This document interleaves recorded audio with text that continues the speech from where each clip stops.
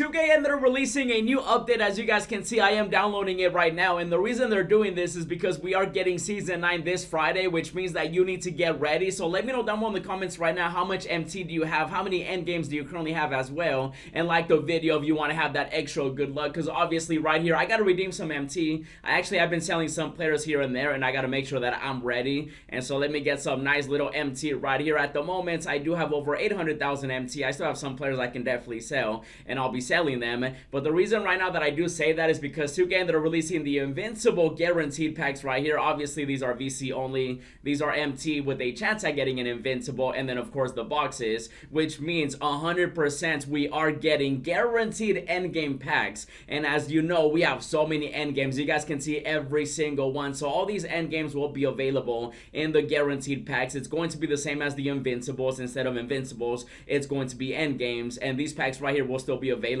I do believe that Season 8, yeah, these will be available as well. And based on the prices that we've seen, you know, 150,000 for this one, 225,000 for this one, and then these are 200,000 VC. I can definitely see 2K charging us over 200,000 just for a guaranteed endgame box, which again is going to include an endgame in every single pack, and so keep that in mind. However though, also make sure that you guys don't have a single endgame in your collection. By now you should have sold everything. You should really be rocking with like a bunch of MT at this point. I gave you guys a warning a long time ago anyway, and now with Friday coming up literally less than 2 days, it's time to make sure that you don't have anything in your collection when it comes to endgames, because they're going to be dropping. At the moment you cannot find one for under 40,000, but once they drop those packs and the new season comes out, they're going to be going for under 50,000. Actually, they already are over, oh my goodness, look at this, they're actually already under 50k. You can actually find some of these. That's actually insane, just because, you know, they haven't officially dropped yet, but you know that everybody is expecting them,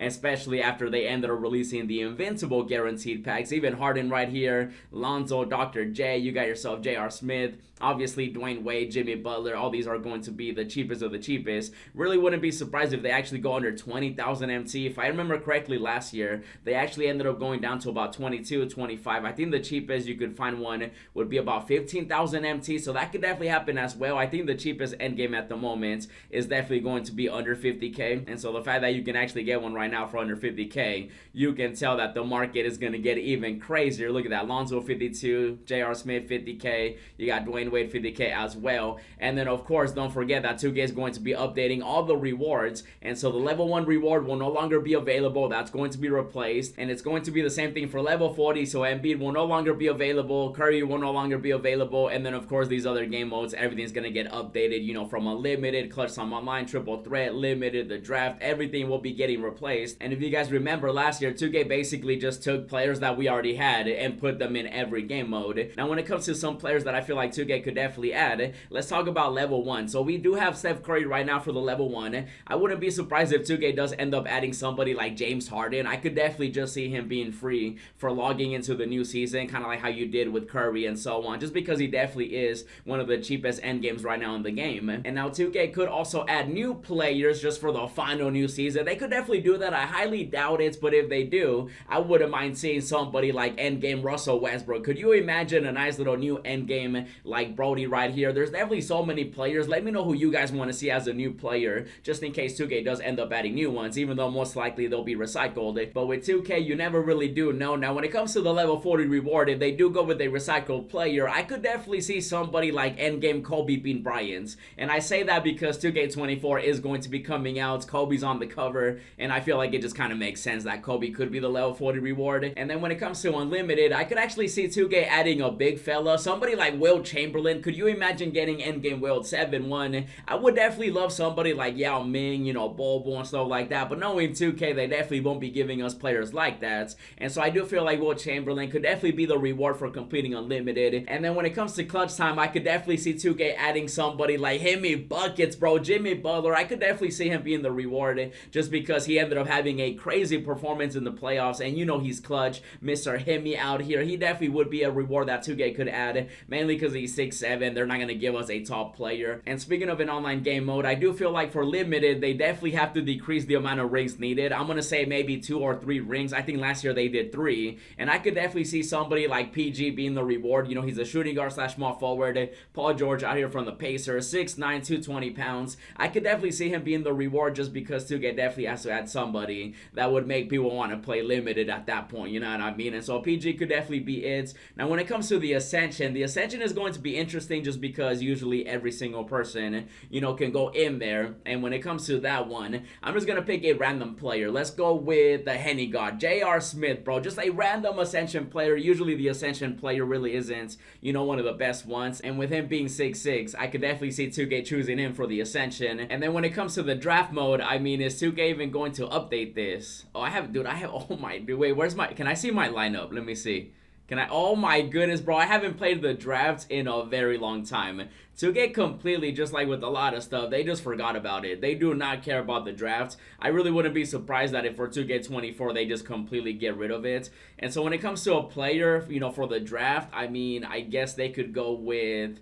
I mean, I don't know, because I don't even think they're going to update the draft mode. So I'm just going to go with, what would be a good one? Let's just go with Dr. J. Dr. J. That's my guess for him. 6'6". Again, these are predictions, obviously. But I guess if 2K does want to update it with an endgame, they can go with him. And then when it comes to domination, I feel like 2K definitely will not be updating it. Even though with them, you never really do know. Also, I wouldn't be surprised if they just get rid of this for 2K24. Because the days of domination, I feel like, are long gone, right? And then for triple threat, I definitely could see 2K giving us somebody like Anthony Davis. Just because he is going to be somebody that can play the 3. Also 6'10". Nothing too crazy with him.